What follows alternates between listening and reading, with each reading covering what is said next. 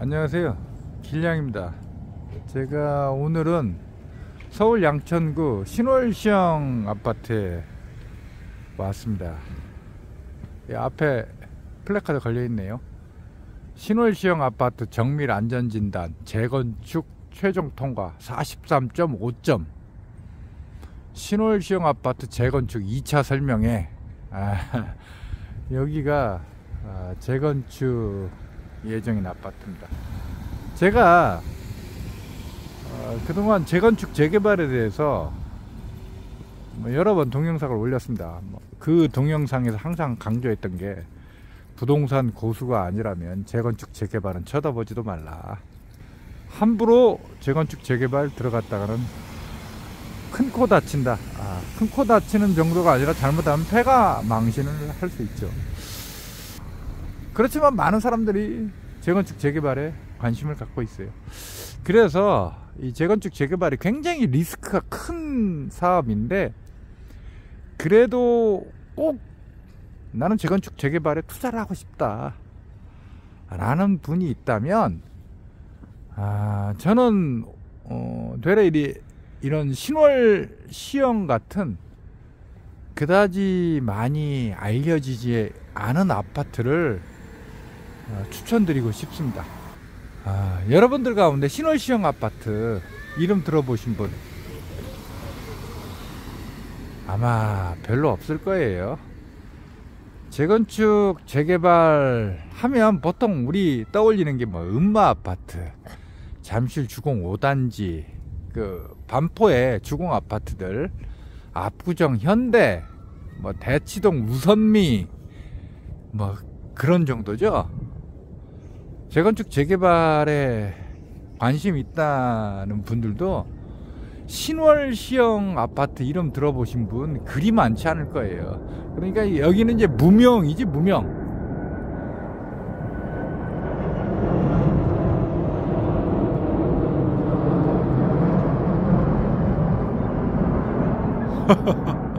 여기가 김포공항 항공기 이착륙 경로상이 있어가지고 이렇게 아파트 단지 위로 비행기가 떠다녀요. 재건축 재개발은 함부로 투자하는 게 아니다 라고 계속 강조를 하지만, 그럼에도 불구하고 굳이 재건축 재개발에 대해서 관심 갖고 투자를 한번 해보겠다 하는 분들에게 이런 신월시형 아파트, 그리고 이제 좀 이따가 제가 이제 부천에 가면 원종동에 원종 주공 아파트가 있어요. 그런 아파트, 그러니까 이제 별로 이름이 나지 않은 아파트, 이런 아파트를 소개하는 이유가 있습니다. 재건축 재개발이 각종 사달이 나는 가장 근본적 이유는 주민들의 과욕이에요. 그러니까 정부가 부동산 폭등기에는 재건축 재개발 옥죄잖아요. 그 다음에 이제 건설사, 시공사들이 갑질을 하기도 하고, 그것도 문제지만 가장 근본적인 원인, 재건축 재개발이 삐걱거리고 파탄나는 가장 근본적 원인은 주민들의 과욕이에요. 과욕. 둔촌주공이 잘 보여줬잖아요. 둔촌주공 세대수 12,000세대, 그러니까 신축으로 바뀌면 12,000세대에다가 기존 용적률 87%, 새로 받은 용적률이 273%. 그러니까 이거 엄청난 대여. 그다음 위치도 강동구, 강남 4구라고 하지만 솔직히 강동구가 강남 4구는 아니지. 그렇지만 아무튼 주민들은 강남 4구라고 이제 자처했던 곳이니까. 그러니까 이 엄청난 곳이라고 모두들 알고 있고, 특히 주민들은 그렇게 생각을 하니까 주민들이 엄청나게 기대를 했죠. 신축으로 바뀌기만 하면 부평 무조건 30억, 35억 간다, 이렇게 생각을 했단 말이에요. 근데 막상 공사를 진행하다 보니까 그게 뜻대로 안 되거든. 각종 여건 때문에. 그러니까 주민들의 분담금이죠. 원래 그 둔천주공 조합원들은 분담금이라는 걸 꿈도 꾸지 않았을 거예요. 다 얼마씩 몇 억씩 환급금 받을 거라고 생각을 했는데 막상 보니까 뭐 억대로 분담금 나오게 생겼으니까 그걸 놓고 주민들 사이에 갈등이 벌어졌고 그것이 결국 둔천주공 사태의 근본 원인이 됐던 거예요. 근데 이 신월시형 같이 이렇게 이름나지 않은 이런 재건축 단지들은요, 주민들이 애초부터 과욕을 부리지 않아요. 자기 신세, 자기 처지를 잘 알고 있어요. 다 그런 건 아니지만 이름이 덜 난 별로 유명하지 않은 재건축 재개발 지역은 제가 볼 때 확률적으로 주민들 사이에 갈등이 상대적으로 적습니다. 그리고 사업 속도가 100% 다 그런 건 아니지만 비교적 빠른 편이에요. 자, 여기 신월시형 아파트가 1988년 입주했어요. 한 2250세대고 용적률 132%, 25평에서 33평까지 3개 형으로 이루어져 있는데, 제가 계산을 해봤더니 세대당 평균 대지 지분이 15.2평이더라고요. 뭐 이 정도면 뭐 사업성 나올 수 있죠. 제가 재건축 분석하는 동영상에서 여러 번 강조했지만 서울이나 수도권에서 세대당 평균 대지 지분이 15평은 넘어야 보통 이제 사업성 있다고들 하니까 그 조건은 뭐 충족한다고 할 수 있습니다. 그리고 여기 위치도 괜찮아요. 서울 양천구 목동 신시가지에서 여기가 얼마나 떨어졌나? 한 1.5km, 2km 떨어졌나? 목동 신시가지 부근이고 입지도 괜찮습니다.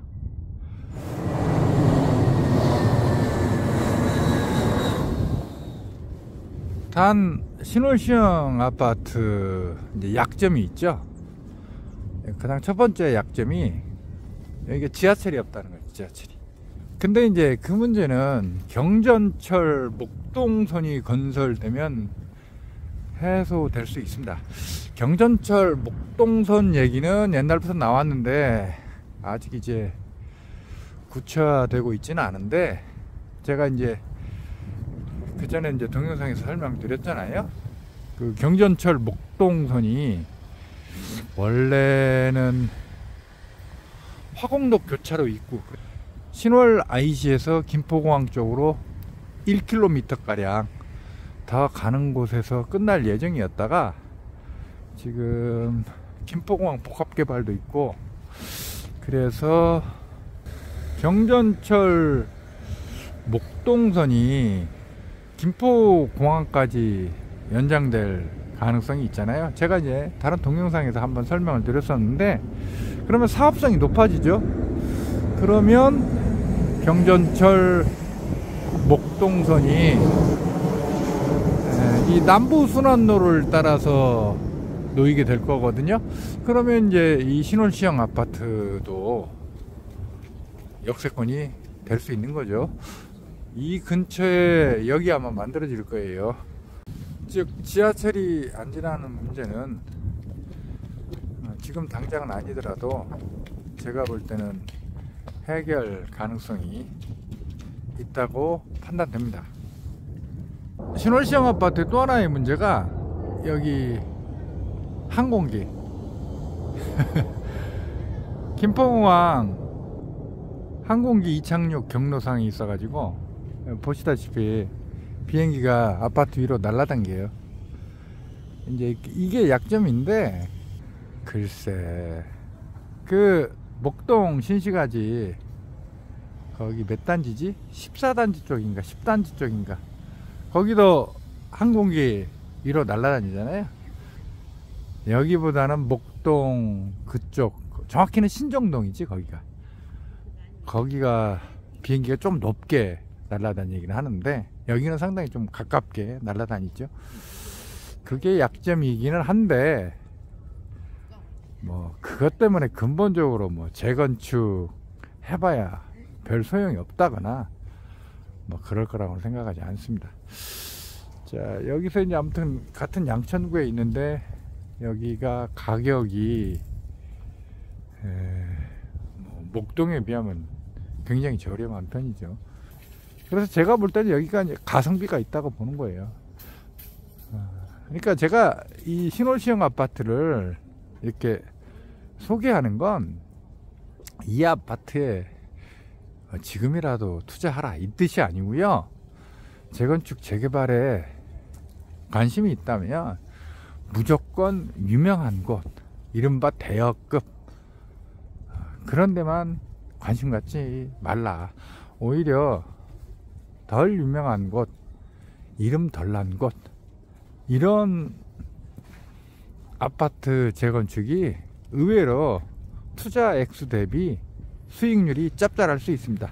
무엇보다도 유명하다는 아파트, 대여급 아파트는 제가 볼 때 리스크가 더 커요. 앞에서 말했듯이 주민들의 기대감이 너무나 크고, 그리고 너무 유명하기 때문에 부동산 시장 상황에 따라서 정부가 태클을 많이 걸어요. 근데 뭐 이런 아파트 같은 경우는 정부가 전혀 신경 안 쓰는 건 아닌데 시장에 미치는 영향이 덜하기 때문에 의외로 덜 유명한 아파트는 정부가 태클을 덜 걸더라고요. 뭐 그런 데가 또 하나 든다면 저기 성산 C형 아파트, 성산동에 가면 C형 아파트라고 있어요. 상암 DMC 부근에. 거기도 정부하고 서울시가 태클을 덜 걸어요. 그런 면이 있다는 걸 한번 생각해 보시라. 여기가 부천 원종동 주공아파트입니다. 재건축 관련해서 제가 이 아파트도 관심을 갖고 있습니다. 그러니까 꼭 뭐 이 아파트 투자하려고 그런 건 아니고요. 이 아파트의 재건축 과정을 지켜보면서 한번 제가 시뮬레이션을 해보는 거죠. 제가 예상했던 거하고 비슷한 결과가 나오는지, 전혀 달라지게 되는지. 이 아파트가 1988년식인데 490세대, 용적률이 95%입니다 100%가 안 돼요. 이거 다 5층짜리, 엘리베이터도 없는 거. 그래서 이게 17평에서 25평짜리 한 4개 형으로 이루어져 있는데 용적률이 워낙 낮기 때문에 세대당 평균 대지 지분이 14.5평입니다. 뭐 이 정도면 사업성 나온다고 볼 수 있죠. 제가 이 아파트에 관심을 갖는 이유는 이게 대장 신도시 바로 옆에 붙어 있어서 그래요. 직선거리로 500~600m 밖에 안 떨어져 있습니다. 그 다음에 대곡소사선 원종역에서 직선거리 700m인가? 그 정도 떨어져 있습니다.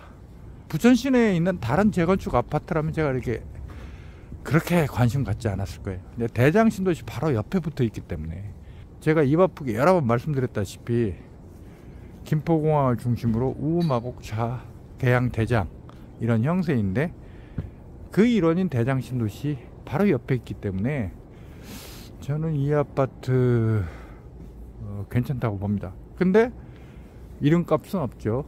아는 분 별로 없잖아요. 별로 유명하지 않기 때문에 제가 특히 더 관심을 갖고 있습니다. 제가 운영하는 고우웨스트 카페 가입자분 가운데 한 분이 이 아파트 소유주예요. 그분이 원래 이제 재건축 관심을 갖고 등가방 지역, 그러니까 방화 5단지 그 아파트를 매수를 하려고 했었는데 가격이 너무 비싸니까 자금력 부족 때문에 그 아파트를 못 사고 이 원종주공 아파트를 산 거예요. 근데 그분이 몇 달 전에 우리 카페에 질문을 올리셨어요. 요즘에 이제 등가방 지역 그 소형 평수로 이루어진 아파트들도 가격이 많이 떨어졌더라. 그래서 자기는 꼭 인서울을 하고 싶고, 그래서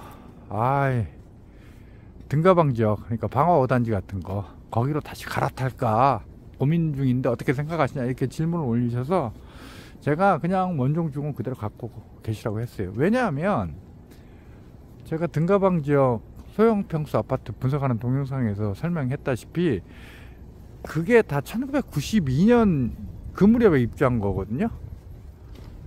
거기까지 재건축 순번 돌아오려면요, 제가 볼 때 2030년대 중반, 2035년쯤이나 가능하고, 진짜 빨라야 2032년? 33년? 그때쯤이나 가능해요. 그리고 등가방 지역 소형 평수 아파트들은 세대당 평균 대지 지분이 9평밖에 안 돼요. 9평 안팎이에요. 방화 5단지가 좀 많아서 9.2평인가 될 거야. 왜냐하면 등가방 지역 아파트는 용적률이 180%에서 220% 사이단 말이에요. 그에 비해서 원종주공은 95%밖에 안 되잖아요. 그러니까 여기도 작은 평수 위주로 구성된 아파트임에도 불구하고 세대당 평균 대지 지분이 14.5평이 나오는 거예요. 세대당 평균 대지 지분도 중요하지만 진짜 중요한 건 뭐다? 내장 신도시 바로 옆에 붙어 있다는 거예요. 근데 이제 별로 유명하지 않기 때문에 지금 네이버 살펴보니까 여기 25평짜리가 호가 5억에 올라와 있더라고요. 많이 착한 가격이죠. 그리고 제가 알기로는 여기 이미 재건축 설명회를 한다고 하더라고요. 여기가 아마 조건부 D등급을 받았을 거야, 여기가 아마. 그러면 요즘 같은 분위기에는 뭐 곧 안전진단 다시 시자면 D등급 재건축 안전진단 통과할 것 같아요. 그래서 제 생각에는 여기 훨씬 빠르죠. 그래서 이제 그분에게 말씀드린 건 이거 계속 갖고 있다가 대장 신도시 바로 옆에 있기 때문에 괜찮다. 여기서 먼저 재건축 성공해서 여기서 먼저 수익 거두고 나중에 등가방 지역은 나중에 들어와도 된다. 그렇게 말씀을 드렸어요. 그러니까 제가 이제 재건축 재개발 관련해서 그냥 표피적으로 보면 인서울이 낫지. 근데 인서울도 인서울 나름이라는 거죠. 서울이 좋지만 이리저리 각종 스펙, 조건 이런 걸 따져보면 이렇게 별로 유명하지 않은 아파트들이 결과적으로 훨씬 더 나올 수가 있어요. 그리고 제가 볼 때는 뭐 여기 주민은 아니지만 이런 아파트면 주민들 사이에 갈등이 그리 많지 않을 가능성이 높아요. 왜냐하면 주민들 스스로가 자기 처지를 잘 알고 있기 때문에 과욕을 부리지 않아요. 맨 앞에서 말씀드렸다시피 재건축 재개발 삐걱거리고 파탄나는 가장 근본 원인은 주민들의 과욕이에요. 욕심. 근데 여기 주민들이야 욕심 부릴까요? 그냥 신축으로 바뀐 다음에 대장신도시 바로 옆에 있으니까 적절한 시세 차익 거두면 된다, 이 생각일 거라고요. 이런 데가 의외로 사업 속도가 더 빠를 수 있죠. 재건축 재개발하면 뭐 사업 기간 한정없이 늘어지고 뭐 20년 넘는 곳 많죠. 맨날 조합원들끼리 소송전 벌어지고 조합원들하고 시공사하고 싸움 벌어지고, 그게 다반사이긴 한데 반드시 그런 것만은 아니에요. 강서구에 우장산 숲 아이파크라는 아파트가 있습니다. 우장산 아이파크하고 다른 아파트입니다. 숲자가 더 들어있습니다. 여기가 화곡 1주택 재건축 정비 사업이었어요. 여기 이제 신축으로 바뀌어서 우장산 숲 아이파크가 된 건데, 여기는 정말 초고속으로 재건축이 진행됐습니다. 2016년 1월에 정비구역으로 지정이 됐고 2016년 11월에 조합 설립 추진을 시작했는데 불과 4개월 뒤인 2017년 3월에 조합 설립 인가가 됐어요.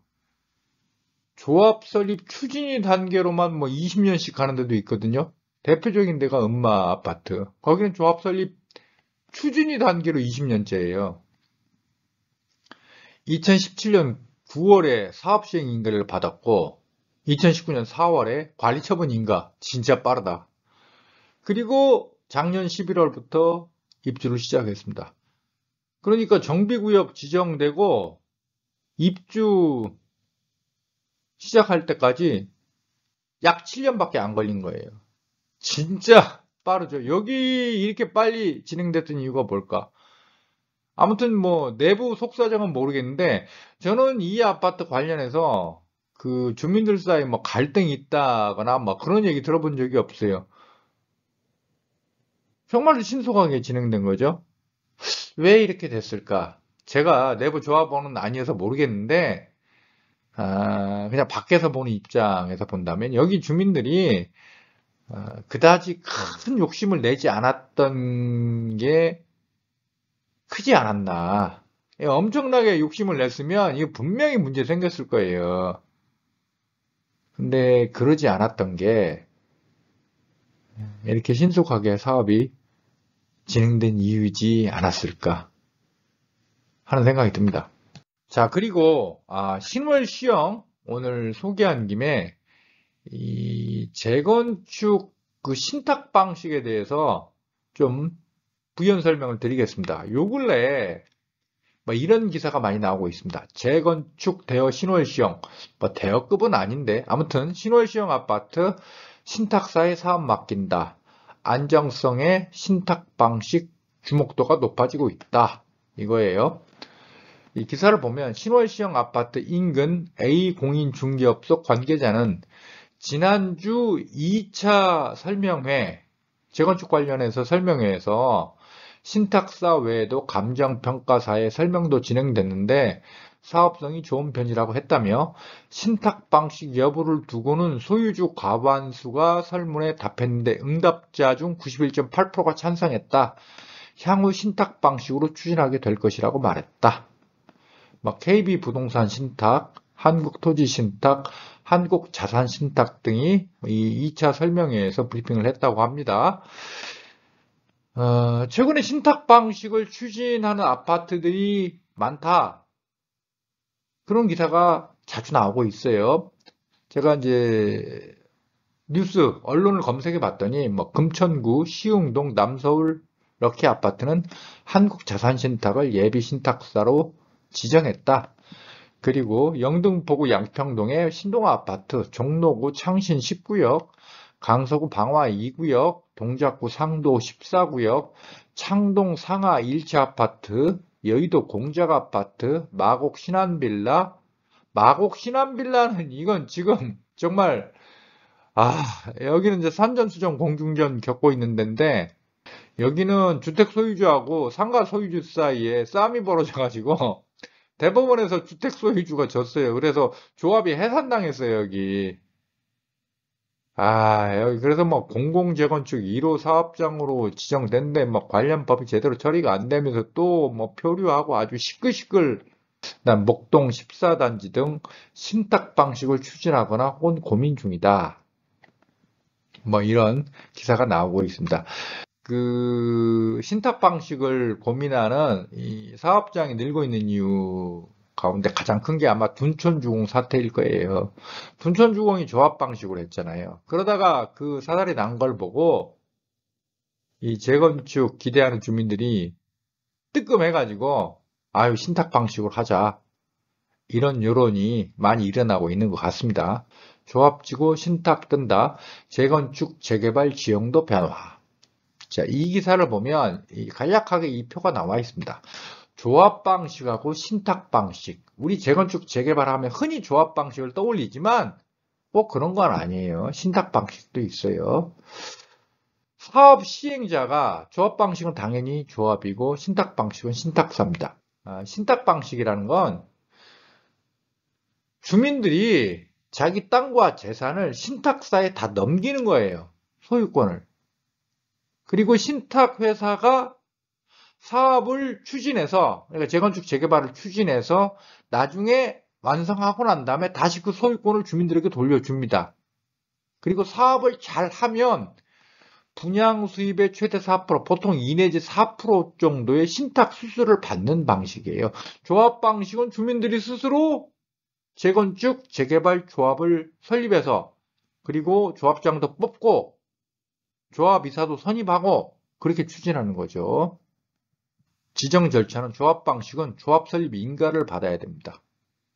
근데 많은 재건축, 재개발 현장에서 조합 설립 인가 받는 데까지만 해도 몇 년씩 걸리는 경우, 뭐 10년 넘게 늘어지는 경우가 꽤나 있어요. 왜 이렇게 되냐면 조합 설립 추진이 단계를 거친 다음에 이제 조합 설립 인가를 받아야 되는데 이 조합장 자리를 놓고 주민들 사이의 이해관계에 따라서 엄청나게 싸움이 벌어져요.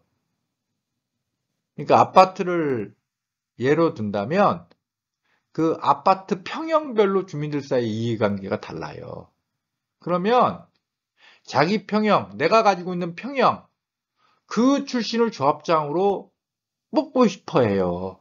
그러다가 싸움이 벌어지고 한강변에 있는 아파트 같은 경우는 한강 조망권이 있는 주민과 그러지 않은 주민들 사이 또 싸움이 벌어져요. 그 다음에 이제 상가가 있는 경우에는 주택 소유주, 아파트 소유주하고 상가 소유주 사이에 또 싸움이 벌어져요. 그러니까 조합 설립 추진 단계에서 조합 설립 인가까지 봤는데 그 싸움하다가 시간이 엄청나게 늘어지는 거예요. 근데 신탁 방식은 아니죠. 사업 시행자 지정고시 주민들이 뭐 투표해서 신탁사를 딱 결정하면 되는 거죠. 그러니까 조합 설립이 필요 없는 거죠. 장점, 조합 방식은 조합원 의견 수렴의 이익 최대화. 이거 당연하죠. 주민들이 자기들끼리 조합을 만든 거니까 주민들의 의견이 잘 수렴되면 조합원들의 이익이 극대화되겠죠. 신탁 방식의 장점은 탄탄한 자금력과 전문성으로 공사기간 단축. 신탁회사들은 전문가들이잖아요. 그리고 이제 신탁회사들은 자금력도 있고 요게 장점인데 단점을 보면 조합 방식은 전문성이 부족하고 일반 조합원들이 건설에 대해서 건축에 대해서 뭘 알아요. 아무것도 모르잖아요. 그 다음에 조합원 갈등으로 사업 지연. 앞에서 말했듯이 재건축, 재개발 사업 한정없이 늘어지는 가장 근본 이유는 주민들 사이의 갈등이에요. 주민들 사이의 갈등이 발생하는 이유는 또 뭐다? 주민들은 최대한 이익을 얻으려고 해요. 다른 말로 하면 조합원 분담금을 최대한 안 내려고 한다고, 덜 내려고 한다고. 그러면 그 방향을 놓고 서로 싸움이 벌어지고, 그 다음에 또 하나 이제 재건축이나 재개발 사업은 작으면 몇백억, 진짜 작으면 몇백억이지만, 둔촌주공가 같은 경우는 뭐 몇 조 원대 사업이잖아요. 이 엄청난 돈이 오가기 때문에 막말로 온갖 똥파리들이 꼬이게 돼 있어요. 그 다음에 이제 주민들은 전문성이 부족하기 때문에 시공사를 선정하고 난 뒤에 나중에 시공사에 질질 끌려가지고 시공사의 갑질에 당해낼 수가 없죠. 또 그런 문제도 있고. 근데 여기서 보면 신탁 방식의 단점으로 분양 수입 최대 4%, 보통 2 내지 4%예요. 신탁 수수료로 지불. 근데 이게 과연 단점일까? 저는 생각이 다른데 둔촌주공 사태에서 봤듯이 사업기간 한정없이 늘어나면 신탁사에 주는 뭐 2 내지 4% 수수료가 문제가 아니죠. 사업기간 한정없이 늘어나면 그게 돈이 더 들어가죠. 제가 볼 때는 신탁 방식의 약점은 이게 아니에요. 제가 이 기사를 검색해 봤더니 요즘 언론들이 신탁 방식에 대해서 너무 긍정적으로만 기사를 쓰고 있더라고요. 자, 이 그림이 이 신탁 방식의 상황을 정확하게 저는 보여준다고 생각합니다. 자, 이 독수리에 매달려서 독수리가 이제 어떤 어린애 같은데 이게 이렇게 이제 메고서 이제 공중을 날고 있어요. 이 독수리가 신탁회사, 이 매달려 있는 이 애가 주민들이라고 비유할 수 있어요. 그러니까 이 주민들의 이 목숨은 신탁회사에 달려 있어요. 즉, 재건축, 재개발할 때 신탁회사가 정말 양심껏 그리고 적정 이윤만 챙길 것이냐, 아니면 신탁회사도 이 자본주의적 회사니까 얘들도 탐욕을 부릴 것이냐, 이거에 따라서 완전히 달라질 수 있어요. 그러니까 예를 든다면 겉으로는 분양 수익의 2 내지 4%의 신탁 수수료만 받는다고 하지만 실제로는 이리저리 머리를 굴려서 신탁회사가 훨씬 더 많이 가져갈 수 있는 거 아니에요. 그런 문제도 있고, 또 신탁회사는 기본적으로 건설사들하고 잘 아는 관계예요. 서로 짬짬해가지고 이 주민들을 완전히 그냥 호구로 만들어 버릴 수도 있는 거예요. 최악의 경우에는 지주택 날 수도 있어요. 지주택이라는 게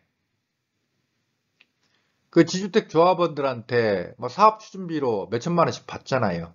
근데 그 지주택 추진하는 자들이 실제 사업은 추진하지 않고 이리저리 핑계대면서 자금을 빼먹잖아요. 그게 지주택 사업의 가장 큰 약점이잖아요. 그래서 나중에 보면 조합원들은 뭐 몇백억 냈는데 나중에 보면 지주택 조합 계좌에 한 푼도 안 남아있고 막 그러잖아요. 이 신탁 방식도 말하자면 악질 신탁 회사를 만날 경우에는요, 뭐 지주택 꼴이 날 수도 있어요. 그러니까 실제 사업은 전혀 추진 안 되고 그냥 주민들이 완전히 그냥 그대로 돈과 땅 그대로 날려버릴 수도 있는 거예요. 그러니까 신탁 방식에 약점이 없는 건 아니다. 오늘 동영상의 결론은 뭐 신월 시형이나 원종 주공 거기 재건축 투자하시라, 이게 제 의도가 아니고요. 재건축 재개발 부동산 고수가 아니라면 쳐다보지도 않는 게 맞는데, 그럼에도 불구하고 재건축 재개발에 관심이 있다면 이른바 대여급 유명하다는 곳보다는 오히려 덜 유명한 곳이 투자 대비 수익에서는 더 나을 수 있다. 의외로 더 짭짤할 수 있다. 덜 유명한 곳은 주민들이 과욕을 부리지 않기 때문에, 이게 사람들 누구나 이렇게 이 많은 돈을 벌고 싶어 하잖아요. 덜 유명한 재건축 재개발 사업장은 주민들이 이 정도에 만족하거나 아니면 이 정도에 만족하는 경우도 있어요. 그러면 주민들 사이에 갈등이 적다니까? 그리고 주민들 사이에 갈등이 적으면 사업 속도가 빨라요. 재건축 재개발은 뭐다? 결국 시간이 돈이거든요. 시간이 돈.